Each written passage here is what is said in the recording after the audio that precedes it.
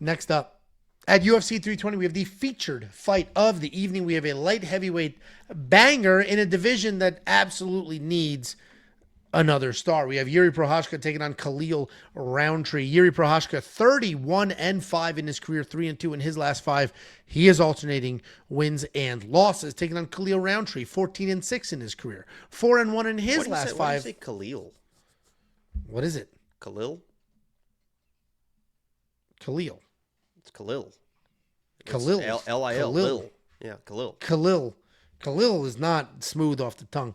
Khalil Rountree coming off that calculated win over Jamal Hill, where Jamal was yelling at him, saying, "Why didn't you fight me?" Jiri Prochazka, we all know, absolute psychopath. A mountain man psychopath, a lunatic. Former light heavyweight champion of the world. He moves forward. He bombs away. He can take a beating. He's crazy. He can wrestle if he needs to. Doesn't do it a ton. All 31 of his wins are coming by stoppage, pretty much. He's got plenty of cardio, plenty of power. Outside of those fights with Alex, he's got plenty of chin as well. Obviously, we've seen Alex finish him, but he's the only one. Jiri Prochazka is still very dangerous. He's pushing almost 6 significant strikes per minute towards his opponent's faces. And we did just see a glimmer, a little glimpse of some head movement in his last fight. He just beat Jamal Hill. He landed almost 100 significant strikes, attempted 0 takedowns whatsoever, and he was moving. He didn't just stay right there, just let it. He was moving. He was bobbing. He was making the adjustments he needed to make sure his career lasts a little longer than 5 years. Taking on Khalil Rountree, Muay Thai striker. Yeah, tons of power. Maybe just say Khalil, honestly.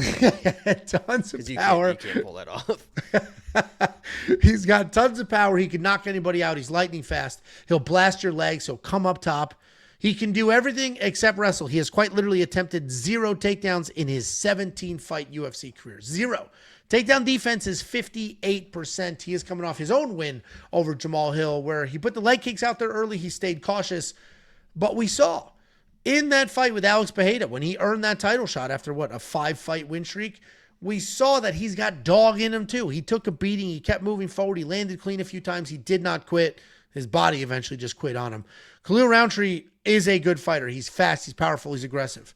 Jiri Prochazka, not as fast, just as powerful, just as aggressive. So if you want to break this down skill for skill, then I think you have to pick Khalil. I think Khalil's faster. He's definitely the cleaner striker. Outside of the wrestling, he's the better striker in what probably is the mostly striking matchup. But if you look at it a little deeper, first of all, Jiri Prochazka moves forward like a zombie. Second of all, Khalil does not fight as well backing up as he does moving forward. And there is no moving forward when Jiri Prochazka is the other guy in front of you. So I'm going to pick Jiri. I think he just marches down Khalil. I don't think Khalil's going to love having the plant to throw kicks. I don't think he's going to love backing up.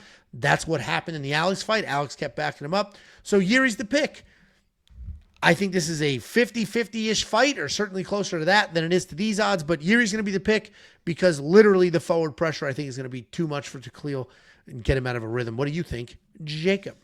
Yeah, I was very, when this fight was announced or whatever, I was like, I'm going Khalil. He's probably going to be lock of the week. I've always been kind of a Jiri hater. I went against the Jiri hate when he fought Jamal Hill because I realized like Jamal Hill is not that he's like just not that dude. So I did pick Jiri. I did pick Rocket against him, and Rocket looked good early in that fight, but then Jiri just did what Jiri did. He weathered the storm and then puts on that pressure. This does feel, I flipped my pick. I'm going Jiri here because it just feels like Khalil is not going to have the volume. I don't think he's going to land a big shot and hurt Jiri like we've seen a guy like Alex do, because he's not the same. Enzo nailed it. He's not the same guy moving backwards as he is moving forward. He can control, and he's that Muay Thai guy, and he can do that stuff. Jiri doesn't let people do that. Jiri stays in your face, and I think it's going to be a volume situation where, in my opinion, Khalil can't win a decision versus Jiri. I don't think he's not going to do enough. Jiri just does too much shit. So if you can't win a decision, you have to knock out Jiri, and I don't think he's going to knock out Jiri. This feels like it's going to be a lot of volume from Jiri. Khalil is a tough dude. What's very interesting to me when I'm looking at the odds is I know a lot of people think that there's going to be a finish in this fight, and there's on the Jiri side it's like finished or get finished, but Khalil's a guy that he lasted 3.5 rounds or whatever versus Alex and kind of got the shit beat out until he got finished. He just went the 5 rounds with the power puncher fucking Jamal Hill, whatever it was. The over 1.5 is -150. It's telling you it's probably, they're going to feel each other out early. It's going to go over 1.5 rounds or whatever. Fight goes the distance. And I know I call people pussies, and I know I call people this and that, and I hate doing whatever.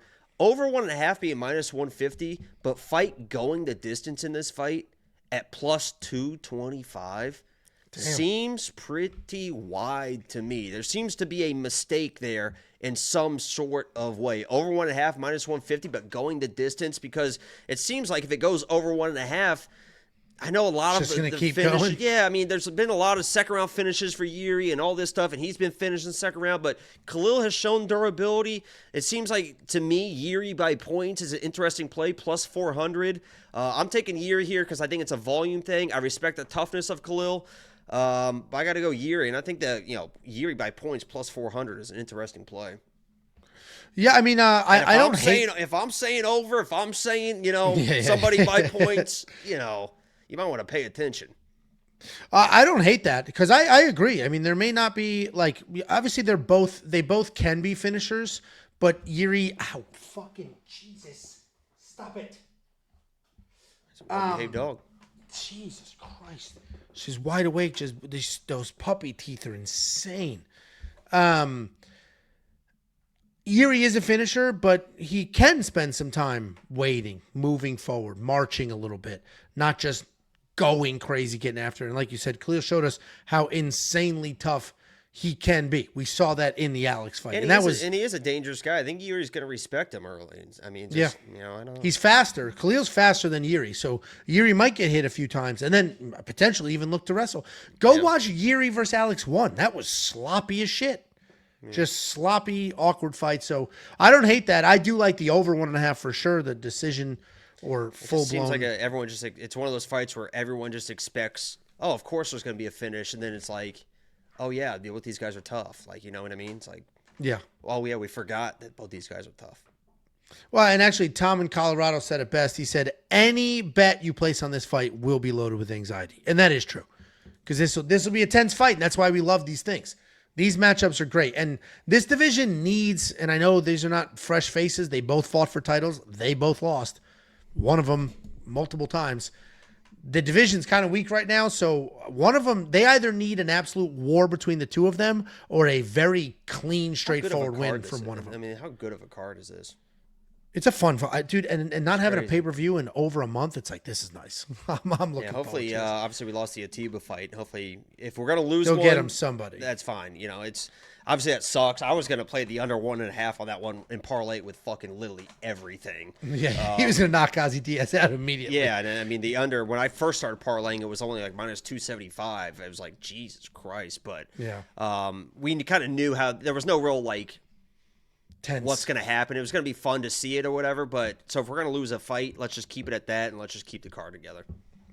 Yeah, I agree. Then they might find something else. It's in Vegas. When they lose fights in Las Vegas, they usually are pretty good about, all right, well, Marcel put a tweet up while we were live, I think it was while we were live, said that they already had somebody in place for Ozzy as replacement 2 days ago, but that fell through today, and they're it sounds like they're kind of struggling because, I mean, who wants to fight that dude? Yeah, it's like, this is a little bit different than an opportunity. This isn't really a great opportunity to show up and fight this guy because, my God. No, he's definitely a tough night out. If you do want to check out every pick, every bet, every tool, website's got it all for UFC 320, which we're looking forward to, UFC 321, which we're looking forward to, and the 2 fights in between. WeWantPicks.com. Click Become a Member at the top. $1.99 from Angel V, betting $2,500 on both round 2 and 3 KO for Jiri. Easy money. Oof. +500 and +750. I mean, if one of them hits, you're good. That's $5,000. If Jiri gets a first round knockout, you lose $5,000. The dude you expected to win by knockout, you lose $5,000. Yikes. Good luck. Rooting for you. Kings K. What's up, boys? I won $650 off Kobe thickness, thick ass last week. Should I spend it on food for the month or buy a ticket to UFC 320? I live in Las Vegas. Hey. Hey. They got food at the fights. There you go. There you go. They got food at the stadium, baby. They got food at the fucking stadium. Take it from a fat. You don't remember the meal you had. You'll remember that night of fights. A meal's a meal. You'll remember the hot dog at the stadium. Yeah. You remember where you were when you ate the meal. I like to get hot dogs and go into the bathroom into the stall and eat them. I like to eat them where the poop usually comes out, and I eat it with that hole. Fucking creep. What?